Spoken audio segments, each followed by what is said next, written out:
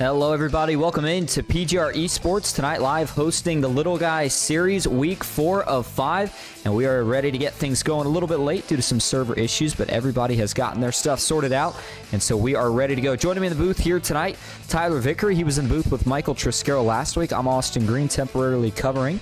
So let's start with Tyler. How are you feeling here tonight? Feeling good. I know some of the drivers were experiencing some of the heavy weather here over in the East Coast. Everything was well over here where I'm at with Hurricane Debbie. Hopefully everyone else is doing good. I know I know John was worried about the hurricane as well, because we weren't sure on whether or not we were going to be able to get this race underway today because of the hurricane, but thankfully everything was good, so he's figured give it a run. We'll see what happens. So here we are. Got an 18 strong field and looking forward to a fun race. Yeah, these things have a tendency to work their way out somehow or another, so we are going to be going racing with that. Let's get right into your starting grid here tonight. On the pole for BAR Racing, it's going to be Aubrey Thompson in the 38 machine to his outside. Sean Corbett will take the outside pole, and then moving on back to row number 2, it's going to be Richard Elliott in third with Dylan Basin in fourth. Trevor Osmanoff back in fifth, Landon Veliky in sixth, Mark Vondell in seventh, Bobby Forbes in eighth with Chase Mastretta in ninth, and Joe Herta rounds out your top 10 here tonight.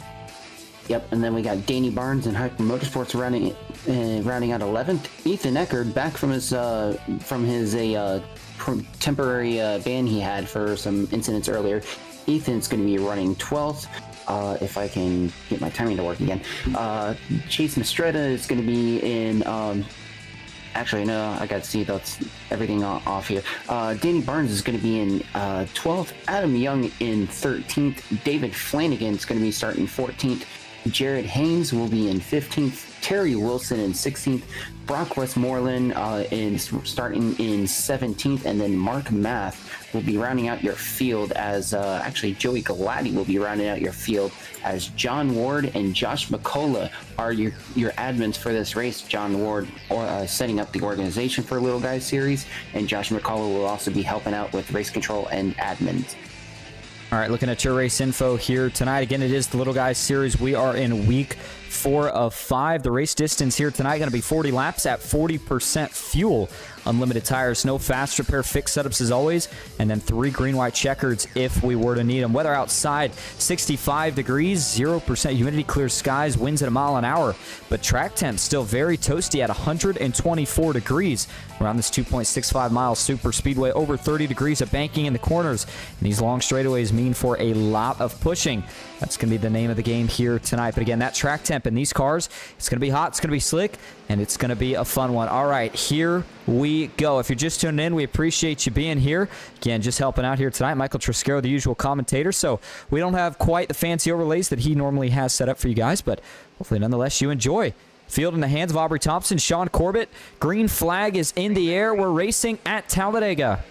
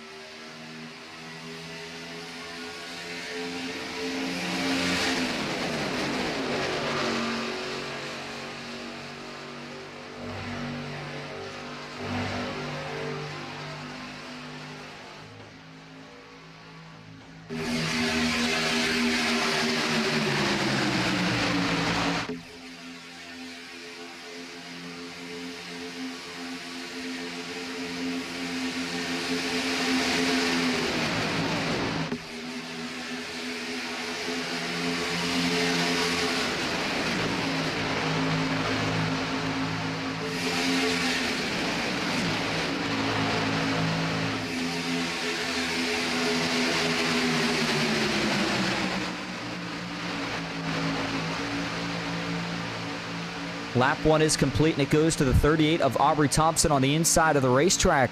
Trevor Osmanoff trying to get a run in his 89 Toyota Supra up top with a push from Sean Corbett. But right now, it looks like it's a battle of who can get to the 2 pushers first. Landon Veliky versus Mark Vondell. As they drag race down the backstretch, it looks like it is going to be the 62 on the outside that'll get there first. That gives Trevor Osmanoff the big push, but I think Richard Elliott is still going to be able to hold Aubrey Thompson at bay as they work their way into turn 3. Oh, man, big move, but looks like Trevor Osmanoff's going to be able to cover. Boy, that was a close call.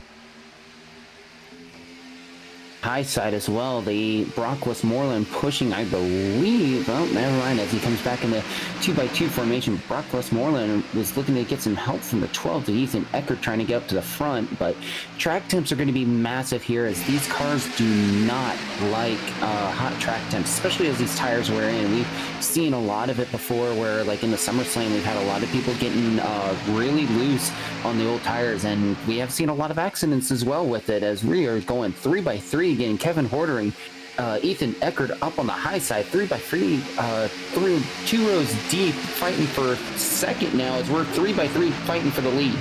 Yeah, and again, you just mentioned it, right, Tyler? That makes for handling issues when you have these hot track temps, but what it also does is opens the door for this third lane to be very, very effective here tonight. Right now, Joe Herta, Ethan Eckert, they're able to hold even with the leaders. I don't think they're going to be able to do much more unless they get a little more help, and they might get just that. Here comes Brock Westmoreland. You see him looking to the top of the racetrack. Above that 5 machine, he's going to need a little bit, maybe a little bit more of a push, but that is Bobby Forbes that he's trying to sneak in line, maybe just in front of. We'll see if he drops down or stays up top. Looks like he's going to stay up top, and with that, they will stay 3x3, but now it extends to about 4 rows back as they work their way off of turn 2. Yeah, and you can already see, look how, oh man, as Horta almost turned the 45 there. Corbett, last second decision, as we're going 3x3 now for the lead, as we're heading into turn 3, but I mean, you can see what's happening to that high lane. It's just, you need to have at least a minimum of 4 or 5 cars to make any kind of run. Otherwise, you're going to be in trouble, as we had a 38 going really loose there on the low side, giving Ozernoff easily a chance to get down to the middle. So we're heading into the trial. Big run by Landon Velicki as well, as Ethan Eckert gives him a massive... Oh, boy! And there goes Corbett. I think...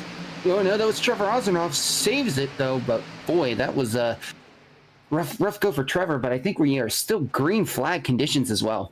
Boy, that was not a very good look for Aubrey Thompson. I can promise you Trevor Ozernoff is not going to be too pleased with that move.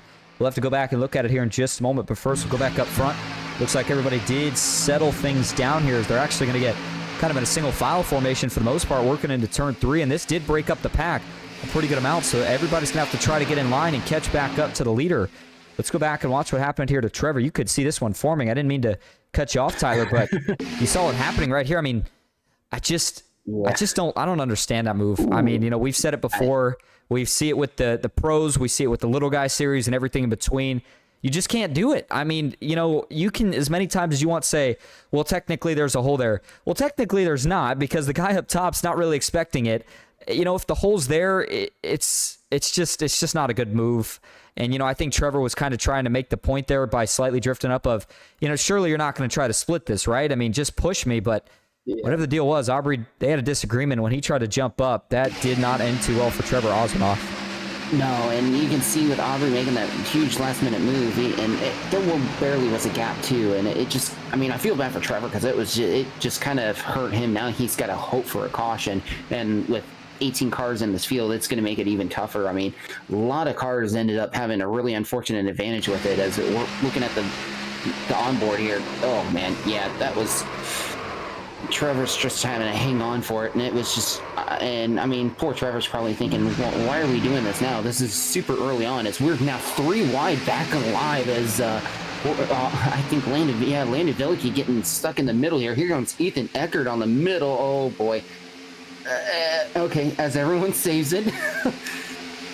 Well, I was going to say, Aubrey, I don't know if Aubrey was done right there or not, because he split 3 wide again. That time, though, it was a good-looking move, and it works out well. It gets him to the front of the pack, as Joe Herta and Landon Velicki were the 2 that you saw in the middle that got really out of shape, but they all grouped it together, and just as quickly as it seemed like maybe things were going to calm down, we're back to 3x3 up front on the outside. Here comes Richard Elliott in the 0. Thought maybe he was going to get some help right there from the 8, Chase Mastretta, but Chase is going to jump back down to the middle, and Richard Elliott is going to have to drop in somewhere behind either, it's like Dylan Basin or Ethan Eckert. Yeah, and you can see Brock Westmoreland needs some help on that low side, as a huge push there by Horta and Landon Velicki. Brock Westmoreland's finally going to get the push from Aubrey Thompson, but look at that! Look at how much the field is scattered out a little bit. Joey Galati losing the pack because of that incident with Trevor Ozernoff. He's about a half track length behind, but I think everyone else now is just kind of trying to mind their P's and Q's here. And oh my goodness, is the 8 of Chase Mastretta hanging on for dear life there. I thought for sure he was going around. Yeah, it was a close call. And notice on the track map, that separation that you just talked about, some of the drivers with issue right out of the start. Joshua McCullough, not sure what happened to him, but don't see him on track. Trevor Oswald, you see him about half a lap back, as you noted. And then Joey Galati, another driver with troubles, I think as part of a kind of a byproduct of that incident with Trevor Oswald, he has lost touch with the pack, and he sits about a quarter of a track behind. So those two going to need a caution, as Bobby Forbes and Danny Barnes, two of the Hyper Motorsports teammates, are currently the last two sitting with this lead draft. They're trying to pull up to the back bumper of Terry Wilson. Meanwhile, up front, look at this big surge from the outside line. Dylan Basin is going to push Chase Mastretta out to the lead for the first time here tonight. Will he drop down? Yes, he will, and he's actually going to be able to pull Dylan Basin with him. What a move, and now this is going to make the outside line have to regroup again. Yeah, and Dylan Basin with the experience, I believe he is right now currently also in the Road to Pro Series, but just using his experience right now to his advantage, Landon Veliky's giving him an absolute shove as well while trying to keep, oh boy, is Mastretta late block, oh my goodness, as Ethan Eckert almost decided to go 3 wide there in the middle, but now Richard Elliott's going to make a move on the outside lane as things are picking up again. Yeah, they certainly are, and what you saw right there is just everybody trying to get a feel for what they can do and what they can't do. Eckert tried to split him in the middle there. It didn't work out too well. Excuse me, not the middle, but tried to split him in general. It didn't work out too well. He had to duck back down, and that opened the opportunity via the checkup for Richard Elliott to jump out of line. Nothing working right there, so because of that, they're going to try to get it back together, but go back a little bit further here. Danny Barnes, the Hyper Motorsports, see he's got a little logo there inside the car. Wanted to show in the podcast here tonight. So that is for Devin Ray, who's currently watching out in the chat. But nonetheless, look at this second line. They've gotten reorganized, and they are resurging again. Joe Herta jumped back to the outside to give Dylan Basin a chance to cool down. We'll see if he jumps back down here to turn 1. Yes, he will. That'll line those two Supras up back down as they climb the banking in turn 1.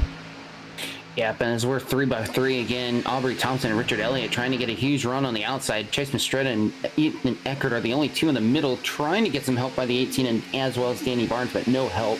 Meanwhile, Joe Horta and Dylan Basin getting this huge run. They've got about a good five-car train that's able to help them out there with Landon Veliky third in line. Oh boy, here we go. And did they save it? Nope. There goes Corbett. Wow, actually they saved it. What a save by Sean Corbett. I mean, are you kidding me? That 45 car should have been headed right back up into the fence. Instead, him and Veliky are going to have a chance to tag back together here at the back of the pack. Problem is they might lose the draft here. We'll see how far back they are once they get back up to speed. Yeah, they're definitely going to lose touch with this lead draft right here. And that's a problem, but, I mean, boy, as many close calls as we're seeing this early on, Tyler, I would not be shocked if we see a caution before we make it to this first green flag stop. I would not be surprised, honestly. I'm surprised we haven't had one. There's been already about 3 attempts already on trying to throw out the caution, but man, these guys, heck of a save, and I mean, it splits up the group even more, but I think a lot of the group is able to hang on. It's Corbett right now hanging on to Landon Veliky, but a lot of these guys further in the back are going to have to just work together to catch back up to this pack. I mean, everyone's still in draft range of each other, but boy, it's getting a little wild up front. Yeah, it certainly is. They stay 2x2, but a lot of fishtailing going on. Aubrey Thompson has by far been one of the most aggressive pushers here tonight, and may not have worked out for Trevor Oswald, but it's been working out for a lot of other guys that he's been pushing. They have been the recipients of really good pushes that have got him up front, and now Richard Elliott is the newest member of that club as he takes the lead on the inside now, just in front of Chase Mastretta. Aubrey Thompson on the outside with 2 of the Hyper Motorsports teammates. And by the way, we talked about that first green flag pit stop. Well, 40% fuel in these cars is a little bit short of 20, probably somewhere, I would say anywhere between 15 and 20. So that might be why we're seeing some of the single filing now towards the bottom of the racetrack, is because we might be seeing pit stops in the next few laps or so. Doesn't look like anybody decides to come in this time.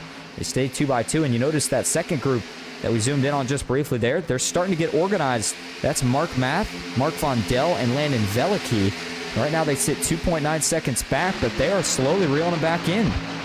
Yeah, they're slowly reeling them back in as they are running about 2 miles an hour quicker than the pack in front. Pack right now, especially with Danny Barnes, Aubrey Thompson, they are running, looks like they are running about 3 mile an hour, 4 mile an hour slower as Forbes is trying to get some air.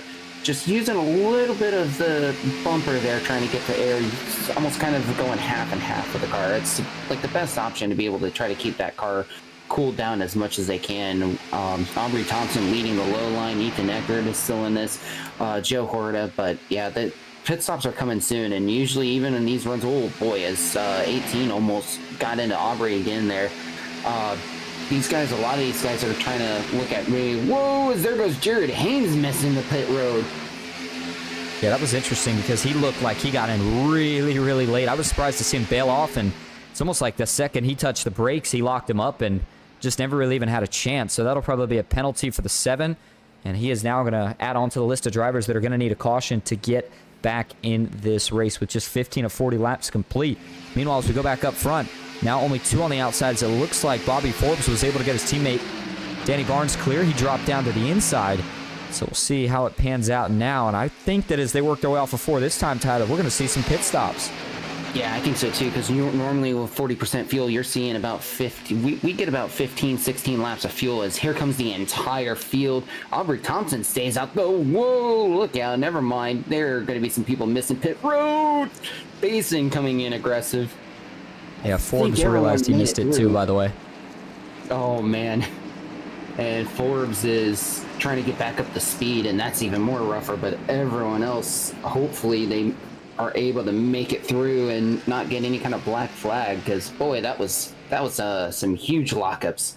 Yeah, and further back, it looked like Mark Math did overshoot his box, so that's going to cost him some time. As for everybody else, pretty nicely done, especially with some of the moves we saw initially getting onto the pits. I mean, for Dylan Basin, he jumped out of line really aggressively, and to do that, he had to get off the brakes. I thought there was no chance he was going to be able to get slowed up in time, but he did, and as a result, he comes out of the pits 3rd. Ethan Eckert actually let him out. Joe Herta came out in 2nd, so those 3 should get linked up pretty quick, and now they're going to see if they can pull away from everybody else, as there goes Trevor Osranoff by. He's still waiting for a caution, and then here comes Bobby Forbes to make his pit stop after he made that mistake, and I'll tell you what, the 5 car is really creeping here, and this time he's going to make sure that he gets it down to speed. I don't blame him, especially after locking up the tires and having everything else happen. I do not blame him one bit, as the rest of the field is Ethan Eckert starting to catch up to Trevor Osranoff here. Osranoff's just going to have to hope for something here. I think he might end up having to come into pits here, as he's on 1 lap of fuel. Maybe not. He's staying out a little bit longer. I don't think he went into the pits, but I may be mistaken. I'm thinking with the fact that he went a lap down already, he may have, at least for that 89. That could be part of the reason that he is still out. And he'll jump in the draft here. Who knows? Maybe he can find a teammate to help. He's got Joe Herta. Those 2, of course, the Jack Shack teammates. So maybe they can get linked up towards the end of this race. We'll see what happens. By the way, we are still expecting 1 more pit stop. We saw 15 laps, so you still can't make it all the way. Probably somewhere around lap 30 is when you make that next stop. Leaves us with about 10 laps to go or so. And so as it runs right now, look at this lead pack. It is not that many cars. We got a couple more that might tag on. In fact, looks like David Flanagan is actually going to be the last driver that might be able to hang on to these leaders. Richard Elliott right now, the last car in that lead pack. So with that, once Flanagan tags on right here, it's going to make it 7 cars fighting for the payouts here tonight. And, you know, it's the little guy series, Tyler. We know this, right? So you expect there to be mistakes. You know, on the pit stops, there's going to be issues. Everybody's still learning. Everybody's trying to get things figured out. But I mean, so far what we've seen tonight, to me, has looked like just really a lot of aggression, and I know everybody's out here experimenting, but, I mean, look at this. The 8's going to look 3 wide here. He's not going to get any help, but we're still going to be 3 wide up front. Yeah, I'm really surprised as they are, it looked like they were about to leave Trevor Osranoff for nothing, but, I mean, look at the back of the field right there. I mean, you got, I believe that is the 5 leading that second group, and Aubrey Thompson as well. Yeah, Denny Barnes, Aubrey Thompson, they're catching right up. They stayed single file that entire time, and they have a huge momentum and are now back in this. I mean, the doing a 3 wide battle there was just kind of a little odd. I mean, unless there was some teammates further back, so Chase decided to try to slow him up, but it was a very odd move as Trevor Osranoff's trying to hang on to his lead lap here. Oh boy, as he's getting forced 3 wide again right in the middle. Yeah, that's really sketchy, and the reason that they're forcing the issue is because, remember, Trevor is not on the lead lap. He's fighting to get back on the lead lap the hard way, but the problem is these drivers, they don't really care, right? They're not looking at it that way. They're saying to themselves, listen, I want the lead, and you're not really a car that I want to be pushing. You're not on the lead lap, so they're going to try to go around him here. David Flanagan, though, sticking in the middle, and Trevor's going to give him a really good push. This will be a tough pass for Elliott into 3. Oh, he's not quite clear. Boy. Wow, David Flanagan had to bail out of the throttle to keep him from getting turned around. Man, you talk about slamming the door. Richard Elliott, no mercy right there on the 22 of David Flanagan. And, boy, that was almost our first caution of the night. Yeah, that was pretty close as Dylan Bason's, I think, backing out of it and seeing how aggressive some of these guys are, and I don't blame them. I think Trevor now, since the way this is looking, I think Trevor's mindset right now is, okay, well, I know we may or may not get a caution. I think he's going into the pretext now of, let me help one of my Jack Shack guys get into this win, because Trevor's already locked into the championship race. He won last week in a miraculous photo finish, 3-wide finish. Same with Jared Haynes and Logan York, who is still on suspension currently for this race. So he is probably trying to help get another one of his teammates in, as he is pushing the ever-loving out of David Flanagan. But I think that's what his mindset now is just help out one of his teammates, get them in the championship race in 2 weeks' time, 3 weeks' time, and just hope for the best at this point. Good mindset to have as they're going to go around one of the lappers here. I believe that's Joey Galati.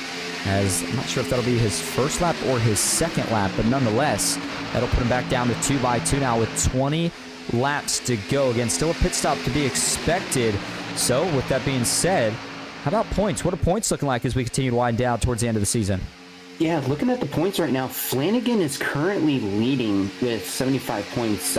Jared Haynes already has a win locked up. He's sitting second, 4 points off of Flanagan. You got Aubrey Thompson in third. He is at 6 points behind Flanagan. Logan York, who had missed last week and this week, but with Logan York having a win already, as well as a third place finish in week 2, he's still only 13 points behind Flanagan. That will change after this race, but he'll easily still be sitting in the top 20 to make it to the championship race. Got Josh Giambroni, who I do not see him in this race. He is 5th, 14 points behind Flanagan. Richard Elliott is 21 points behind Flanagan. You got Trevor Ozernoff, who's already locked into the championship. He is sitting 7th. Tucker McClendon not able to make it either, 24 points out. Brock Westmoreland, he needs some good points here. He is 9th currently, 28 points behind. Chris Walker, another driver that's not in this race. He's kind of on the cusp as well with 46 points total. He's 29 behind Flanagan. Joey Galati, who is actually tied with me right now, sitting at 44 points, but Galati having that unfortunate go, he may not get a lot of points out of this. And then, of course, myself with the same points. I've missed last week, and I'm doing commentary for this race. Then you got Keith Job, who's not here, Bobby Forbes, who's here. Boys, they almost doored each other there. I believe that was David Flanagan. Oh, no, not David Flanagan. That was Adam Young almost dooring. But then we got Danny Barnes at 15th, Carl Bond, Ron Morris, Jonathan Herbert, and Chase Mastretta in your top 18, 19, and then Adam Young, in the last place position, making it into the championship, sitting 20th at 32 points. So a lot can still happen with this race as well as next week, and the points are going to be a little bit smaller though, with only 19 cars, but a lot can happen though still for a championship points paying night. Certainly can. We've seen that before. How about the crazy finish that these guys had last week in the Little Guys Series? If you didn't see that one, make sure you go check it out. 5 wide at the line. They were almost 6 wide. But, man, that was certainly one of the craziest finishes I've ever had a chance to watch. I know you got the chance to call that one, Tyler. But looking up front, how about the 23 here of David Flanagan? By the way, earlier I think we called him the 22, so I apologize for that. The 22 is actually Adam Young, who you see running on the outside right now, pushing Trevor Ozernoff. And, again, the 89 is not for position. This is for getting back on the lead lap, which right now he is. So if they were to have a caution wrecking out back, he would get his lap back without having to worry about fighting for the lucky dog or anything of that nature. Now it's 17 laps to go. Again, that last green flag stop going to be somewhere right around 10 laps to go, maybe 11, depending. The window itself, though, should open with 15 to go. Again, maybe 14 or 13 to go if you're playing it safe. And so what I wonder, Tyler, you've had a chance to run at some of these. Does anybody consider maybe short pinning this? Usually before with when it was myself, JR Miller, Nash Brambilla, Brock, when it was like 4 or 5 of us from PGR, we would plan on short pitting, because with these cars, if you have 4 or 5 cars single file, it is actually more beneficial in the long run that you can actually be able to get a little bit more speed, working together, your teammates, boys, I think that was 18 there, looking at 3 wide. But you can actually get a little bit more speed working together, a single file and a huge train of 4 or 5 cars. You can actually run and gain a little bit ground on the pack before they come into the pit stop. So I wonder if there is any teams out there that are in this that have a few drivers. I wouldn't be surprised if they contemplate short pitting. And the other thing that could be interesting is, what do you do for tires here?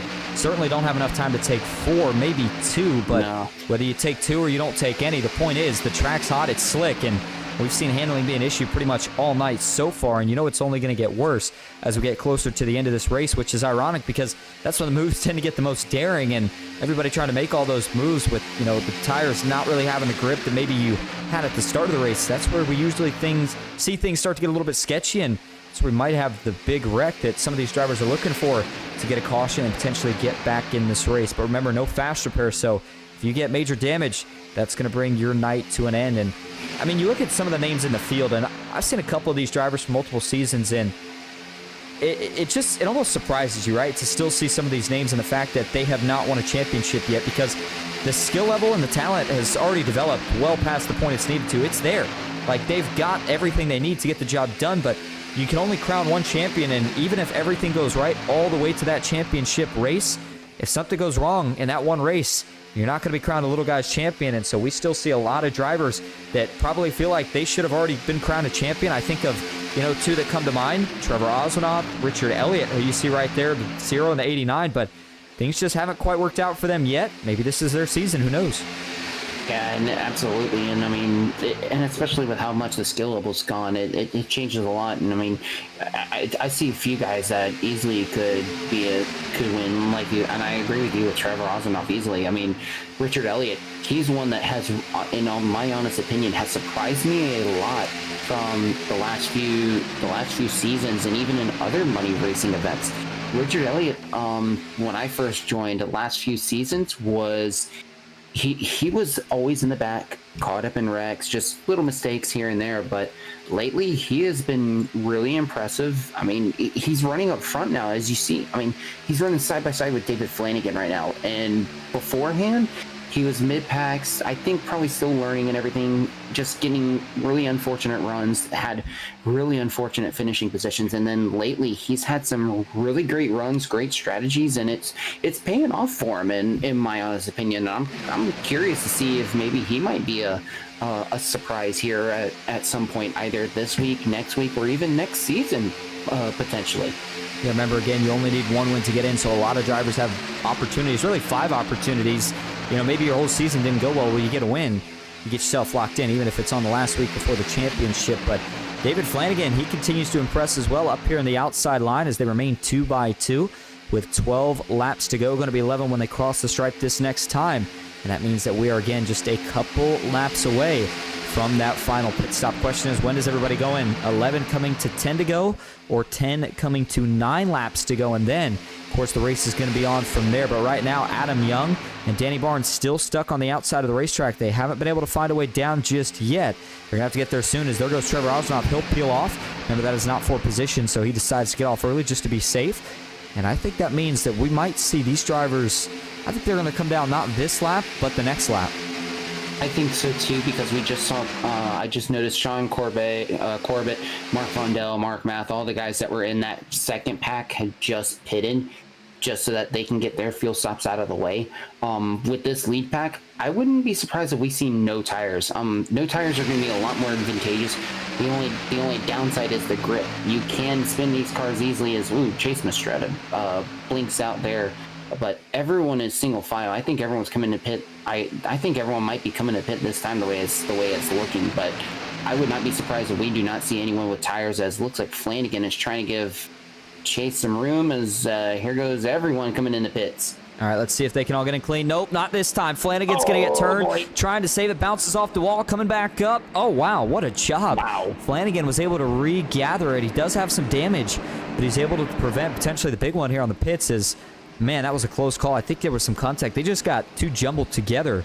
It wasn't even so much a case of not being able to check up. It was just, that's a mistake from Mistretta, too, as he overshoots his pits, and That's going to potentially cost him a chance at this race without a caution, but finishing off on that point there. And actually, look at this. Pretty much everybody's going to actually get out clean, even after the contact. But, I mean, overall, Tyler, just looked like a case of everybody kind of fighting for that elbow room. And once they were able to get it sorted out, they did a nice job getting in the pits, and looks like everybody does a nice job getting off the pits. Yeah, and poor Chase just having an unfortunate break there, as everyone was able to make it in cleanly. No penalties, nothing that I have seen on here, but huge gap already with the top four with Joe Horta, Dylan Bazin. Bazin, sorry. I'm going to have to fix that a lot of times for myself. Ethan Eckert and Brock Westmoreland, they've got a nice little gap. But Landon Velicki, David Flanagan, Aubrey Thompson, a lot of these guys are going to have to really work together as, we got about a 1.5 second gap from these top four, and these top four are pretty organized as well. Yeah, now it's time to go to work, right? Well, actually, maybe it's not, because if you're these front four, kind of said it, maybe you do stay lined up for now and try to create a gap. The problem is David Flanagan, who's sitting behind Brock Westmoreland, he's just inside draft range at the moment of Brock. He's right at 1.5 seconds. Now, if they can't get organized back here quick enough, and this front group keeps running away, they will be out of the draft range. That second pack, they won't have to worry about anymore. And if that's the case, I think if you're these front four, you know that you have a great shot at getting in a payout spot. Just ride around till we get to the white flag, then make the moves. Now, if you're further back here, of course, you're trying to catch up, and if they indeed are able to get that done, which looks like now they are starting to reel them back in, once you get there, this bigger pack, I think they're going to start getting really aggressive really quickly. Yeah, and with them having a pack of 5, they are going to start getting a little bit more quicker. As I'm looking at speeds right now, about even right now, but that second pack's got about 1 mile an hour, 2 mile an hour quicker. But if they can't get that gap brought down, if I was these four, I know how Brock's going to be. Brock's going to be patient, going to be like, all right, well, we got these guys further behind us, hoping that they don't catch up. But looks like that is a huge run by Flanagan there on the onboard. But if we still have that top four, Brock would probably be like, all right, top 3 payout. Let's just be patient here. Try to get this gap exposed. But with this run that Flanagan's got, they are running 3 mile an hour quicker than Joe Horta, Dylan Bazin. I mean, they are going to catch him real quick. The only person that got left out is Landon Velicki, and he is falling like a rock right now. But it looks like we are going to have a 9-car field once these guys catch up, because they are flying. Yeah, you're right about catching them. They are now within a second. That means they are well within drafting range, and they're going to be knocking on the back door here pretty soon. Adam Young, Danny Barnes trying to stay connected in this draft. And you mentioned Landon Velicki. Trevor Osnoff's trying to help him, but they are too far back. They have lost touch. And so that means that Danny Barnes will be the 9th car to catch that lead pack, and it'll make it a 9-car race for the win. It'll probably be about 6 laps to go once everybody gets here and gets lined up. And man, that second pack is going to have a huge run when they get there. The question is, what do they do with it? And even if you're Brock Westmoreland and Ethan Eckert, what do you do here? Do you try to block, or do you just let them go around? That's going to be the interesting part, because I have just noticed, it looked like Dylan Bazin's got some right rear damage, and I think Ethan, if he can work with Brock, maybe try to jump up too wide as they make it here. I mean, that's going to be the only way to get yourself up front, because Dylan Bazin might have a little bit of parachute there on that right rear, as there we go. There's the move right there. Ethan Eckert going up to the outside. Brock does not make a move, though, as there goes Flanagan making the move as Bazin goes aggressive. Here we go. The aggressiveness is going to ramp up now as we are 3 wide going into 1. Big move down to the bottom of the racetrack for Dylan Bazin. He's going to be looking for the lead here. He knew it was go time. Joe Herta, though, he's going to get a good push from Eckert here off of turn 2. And now it is all about trying to get yourself in position for those last couple laps. 2x2 down the Alabama gang back straightaway. Eckert's going to push Joe Herta back to the lead. Does he jump down? Looks like he doesn't yet. Into turn 3. Now Jones is going to get back to even with help from Brock Westmoreland. Watch out for Aubrey Thompson and company out back. Richard Elliott, Danny Barnes, they're charging up to try to push this 38 to the lead. Watch for them to go outside if they get a run. Yeah, as we're looking further back, Danny Barnes is looking to make an opportunity. Aubrey Thompson just sitting there right now, waiting for an opportunity to make a move. Got Terry Wilson there, and I know he's a few laps down, but he's going to try to come and help as he's trying to get a huge run on the outside here. I know he's going to hoping for a caution, but at the same time, if I was a lap down, I would not want to get caught up in that wreck, because that would pretty much ruin your day, and you would not get your lap back as well.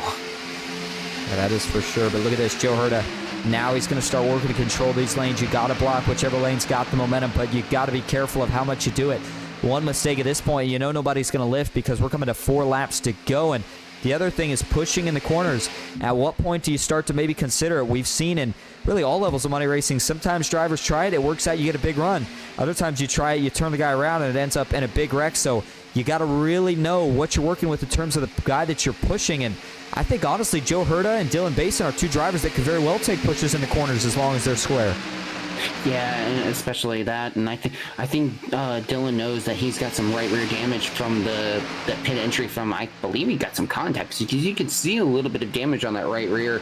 Brock Westmoreland, I think, knows it too, but he is going to try to be as aggressive as he can. I mean, yeah, there you have it right there, a good amount of damage there on that right rear, but usually doesn't affect it, especially if you're in the pack. But sometimes up front, it can be a little finicky. I mean, you could have a really big run, and then all of a sudden you slow up big time as Brock just gets a little loose there, as these guys are starting to really intensify the pushing, as Ethan Eckert's now absolutely shoving Joe Horta up to the front. But the question is he going to be able to clear him? And it looks like he is not going to be clearing him on the trial, as they are still side by side, 4 rows deep coming to the line. And touching again on Joe Herta, when you're at a track where you're going almost 190 miles an hour in a single file line, boy, that was a big move from Joe Herta. But when you're at the racetrack that you're going, almost 190 miles an hour, it's important that airflow is getting around that car as efficient as possible. And that's why any little bit of damage can have a big effect when you're out in front. Now, if you're in the draft, maybe not so much. However, I think that it's small enough and in an area where it's not going to affect Dylan Basin too much. As you saw, boy, what a move that was. That's a top to bottom right there. Moved up, got a push from Eckert, jumped back down, and he is back out in front. But here we go. Third lane's getting formed up. Aubrey Thompson, Richard Elliott, and Danny Barnes. They're going to get a little bit of a pull from the lap car, and they'll go 4 wide briefly as they work their way into the tribal. We're coming to 2 laps to go. Yeah, 2 laps to go, and that intensity is going to be tenfold now, as these guys are going to start making their way and deciding what to do. Dylan Basin leading that lap, but Joe Horta's giving him a massive push. These guys are going to start really having to push the temps on these engines, as Ethan Eckert almost gets sideways there again, as, boy, Aubrey Thompson getting sideways. These guys are really pushing, as we're going to go 3 wide again. Thompson getting checked up by David Flanagan, but we're still 3 by 3 rows deep. Got to make it to the white flag for this race to be official, and right now the side-by-side battling continues. Middle lane is going to fall. Outside is not too far behind in that department either. On the inside, though, Dylan Basin continues to lead with the push from Joe Herta. Brock Westmoreland, does he think about making a move? When does he make it? Joey Galati, or excuse me, that's Jared Haynes, not for position, but up here, and they are still 3 wide. They got to get this sorted out, because up front, we are coming to the white flag. 1 to go. Yeah, 1 to go, and here we go, side by side. Joey Galati, or no, Dylan Basin and Joe Horta side by side, as there goes Ethan Eckert, going 3 wide, but nothing happening there. 3 wide, doesn't have any help yet. Aubrey Thompson coming in to help. Meanwhile, we are still having Joe Horta leading, as Dylan Basin's trying to get some help from Brock Westmoreland on the backstretch. And here we go, 2 by 2. Is anybody going to be able to get a third lane working? And if not, which lane has more push to give? Joe Herta leads the inside into turn 3 for the final time. Dylan Basin, oh, watch out back. A little bit of trouble. One on the apron. Looks like it's going to save it. Nobody with any issues up front. One more big push from the outside. Will it be enough? Now the inside's going to get out of shape. Joe Herta gets a big push. Here they come into the tribal. Dylan Basin back out in front. Drag race all the way to the finish. Who gets it? Dylan Basin wins it at Talladega. Barely, by 1,000th of a second as well, I believe, based on the timing. What a finish. A hellacious wreck at the end. Yeah, Dylan Basin beating Joe Horta by 5,000th of a second. Brock Westmoreland, woo, what an awesome finish there. 2 weeks, 2 photo finishes, and Dylan Basin, I could be wrong, but I believe this was his first start here tonight, and it didn't take long for him to get adjusted, that is for sure, and now he'll have himself locked into the championship. And I'll tell you what, he timed it up perfect. He didn't just make that move, trying to make these crazy moves the whole race. He sat back, waited till we got closer to the end, kind of bided his time through all the pit stops, if you will, and then once he got to the front, did not look back. And I'm not going to look back, but I'm thinking back, if you will, to that move that he made where he went top, got a push from Ethan Eckert, and then jumped back down, and from there that put him in control, and rest was history. But we got to go back and look at this finish, because this was phenomenal. Coming to the checkered flag here, you figured the outside was going to get a run, but realistically, I don't know if I felt like it was going to be enough, but Look at the pushing Brock Westerlund does here. I mean, they have got way more cars on the inside. The problem is they get disorganized, but even with that, Brock jumps up at the end, and still, even with no push, Dylan Basin is able to hold on. And I mean, this is close at the line. Oh, my goodness. Joe Herta, you called it. Looks like we'll get official time when we go to scoring, but I think you're right. About 5 1/1000ths of a second is the gap that he beat Joe Herta by. Yeah, I mean, what a finish, too. I mean, especially with the top three, and Brock did everything he could. That was a great push by Brock as well, and able to secure third place, too, the final paying spot in this race as well. And, I mean, a lot of guys had some great finishes. Danny Barnes, David Flanagan is some surprises. I mean, what a great run by these guys coming to the end. I mean, unfortunate for Ethan Eckert getting caught up. I mean, Aubrey Thompson Ethan's doing everything he can to try to hang on, but man, what a finish there coming to the line. Everyone was able to hang on to it all the way up until after they crossed the start-finish line. And podium finishes as well for Joe Herta, of course, who finished second, and Brock Westerlund, who finished third. As we go back live, Dylan Basin didn't have enough of a car after the race to bring it over and burn it down with, but we'll still take a look at the results before we go interview your top three. So again, your race winner, yep, sure enough, official scoring 5 1/1000ths of a second. Dylan Basin takes the win. Joe Herta finishes in second. Brock Westerlund back in third with Danny Barnes in fourth. David Flanagan finishes fifth. Ethan Eckert in sixth. Aubrey Thompson back in seventh with his teammate Richard Elliott in eighth. Adam Young ninth. And Landon Velicki rounds out your top 10. Yeah, and then we got Sean Corbett in 11th, Mark Math in 12th, and Chase Mastretta finished rounding out 13 cars on the lead lap. Just unfortunate breaks for all three of them. And then you also have Jared Haynes in 14th, Joey Galati in 15th, Mark Vondell in 16th. Trevor Ozernoff having a rough go today in 17th. Terry Wilson, another one that's just had a rough night as well, in 18th. And then rounding out the field, Bobby Forbes, just unfortunate breaks, just had getting caught up in the little pit accident there as well. 5 laps down, rounding out your 19-car field. All right, and just before we get your top three, for anybody that is going to head out, do want to say we appreciate you being here. Make sure that you do leave a like for the stream if you enjoyed, and do give us a follow if you're new. With that, we're going to go grab your top three, and we'll be right back for interview. Stay with us at Talladega.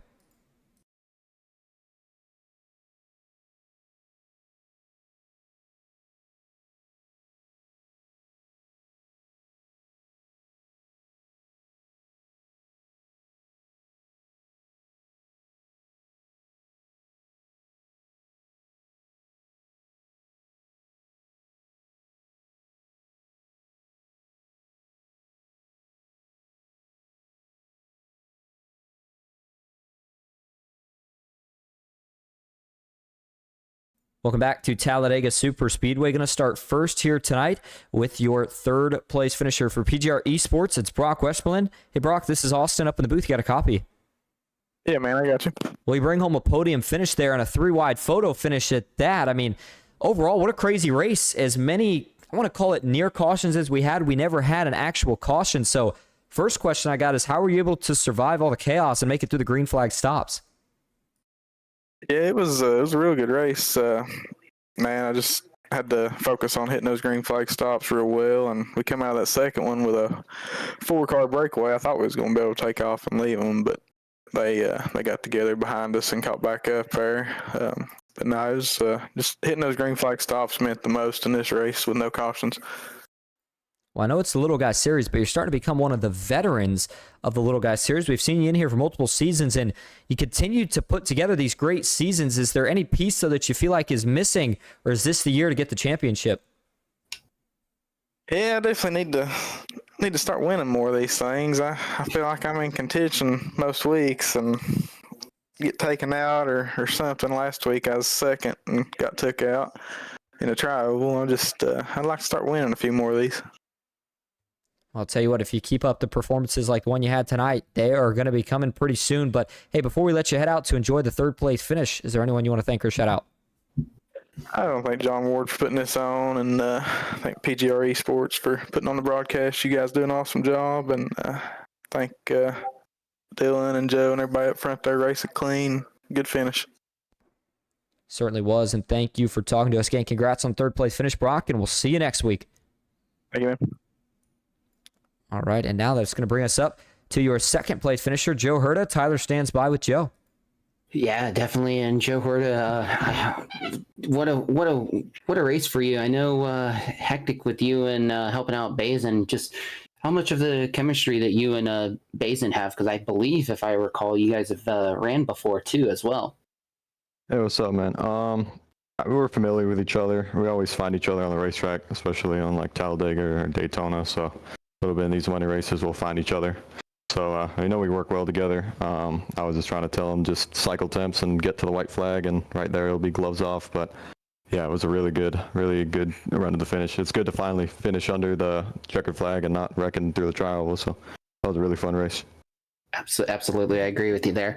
That pit stop, though, I know you guys had a really great pit stop. Granted, I know had a few cars got caught up with you guys. I know Dylan had a little bit of a right rear contact there, but did you guys have any kind of, did you guys think you could be able to pull away? I mean, I know we asked Brock this earlier, but did you guys feel like you might have had an opportunity to pull away as a top four cars after that pit stop at all? Or was it just trying to see about maybe just setting up for the long run, and if they catch you, they catch you? I think it would be nice to get that gap, but with 4 cars and they had about 7 in their pack that was catching us, I think we were in the mindset where save temps, hold in line, and figure out what happens when the second pack gets to us. And I think it was me that first jumped out of line to try to take advantage of the second pack coming, but luckily it was only about with 3 or 4 laps to go, so I was able to hold the bottom and keep position to the white flag. But yeah, the entering pit lane that one time, I gotta say sorry to David Flanagan because I adored him a little bit. I was running out of room, getting squeezed from the outside, and I had a head of steam on me compared to the guys in front. So yeah, that one was my bad. Well, great race again for you. I mean, I know you hate to be 5/1000ths off there at the end of the win, but I know you definitely gonna hand it over to you, give any shout outs and stuff before we let you go. I know you're looking forward to trying to make it into this championship race real badly here. I know you were trying to get some help from Trevor Officeroff, so if you got any shout outs for us there, I'll go ahead and hand it over to you real quickly. Oh yeah, for sure. I always got to shout out to Shaq. You know, we're in there every night working hard, trying to make game plans for little guys, whether it be Thursday night PGR. But yeah, just shout out to those guys. They helped me out a lot. And thanks for you guys for putting on a good broadcast. Absolutely, Joe. Great race again, and hopefully soon we'll see you in victory lane as well as Austin. I mean, Joe Horta had a great run, and I know you're sitting over there now with our race winner. Yeah, that's right. Dylan Basin finds victory lane here tonight. Dylan, this is Austin in the booth. You got a copy? Yes, sir. Well, what a job. I mean, from what I know, I believe this was your first race of the season. And if that's the case, to come in at this point and still get the job done that quick, I mean, what is it that you just burst into not the money racing scene, but the little guy series, and right away you're able to find victory lane? Oh, to be honest, I didn't even notice those little guy series until like 5 minutes before. But honestly, it was just another race to me. Just hopped in. Got damage early on. It wasn't looking too good. We just kept getting around the trouble. But towards the end, just kind of find the right people to work with, put myself in our position, and we got the dub. Also, thank Devin, by the way, for sponsoring. All thanks to him. Well, I'll tell you, one of the things we saw you do that I thought was a little interesting is you weren't necessarily trying to be super aggressive most of the race. You stayed back, kind of mind your P's and Q's through the pit stops that we had, and then at the end, you started to make a couple moves, and it seemed like the one that kind of changed the race was when you were able to jump up in front of Eckert. He pushed you clear, and you jumped down. What's kind of the mindset of a driver in terms of when do you feel like you need to be in control of a race, and when do you want to try to play it safe? I mean, honestly, you just kind of got to read the field. Like at the beginning of the race, everyone was going crazy, and there's half wrecks everywhere. And although none of them brought out a yellow, they were causing a lot of trouble. So honestly, I just kind of sat back until I felt comfortable to make a move. Honestly, that last pit stop was the game out my time because that's time I went around like the outside to everybody and then passed them all. Got us a good positioning there, and then at that point, it's kind of like do or die. Like you either stay up front and get wrecked, or if you stay in the back and it gets gridlocked, you can't do nothing. So I chose to always be on the offensive. Well, how about the photo finish? I mean, coming to the line, Brock Westmoreland jumps out. Joe Hurta's on the inside, but they're starting to break up behind him. What was going through your head, and did you think you wanted it first? Yeah, I could tell that the roads had been switched yet, so I had it still. But honestly, the only thing I could do was just hold the middle and pray, and it worked out. Brock tried to push me as long as he could, but he started overheating, so he had to jump out. He obviously has to finish for his own race, so it was a good, clean 3-wide finish. I'm glad we didn't, water it up coming to the line. Yeah, it certainly was, and a great finish at that. Well, before we let you head out here tonight to go celebrate in Victory Lane, is there anyone you want to thank or shout out? Once again, thanks, Devin. Also, thanks to Talladega eSports. And that's it. Thank you, of course, for talking to us. Well, congrats on the win in your first race, and we'll be seeing you here in the championship, and hopefully we'll see you next week. All righty, man. All right, well, I'll tell you what, that's just about going to wrap up our coverage here tonight. But, I mean, man, overall, what a great race it was. What a finish. That's 2 weeks in a row now. We have had an incredible finish here in the Little Guys Series. So, it might be little guys, but they're making big moves, and certainly going to be big dogs pretty soon. But, I mean, overall, Tyler, everything that we saw here tonight, I think it checked all the boxes. We saw green flag pit stops. We saw a lot of good racing, a couple close moments. And then, of course, we got that photo finish at the end.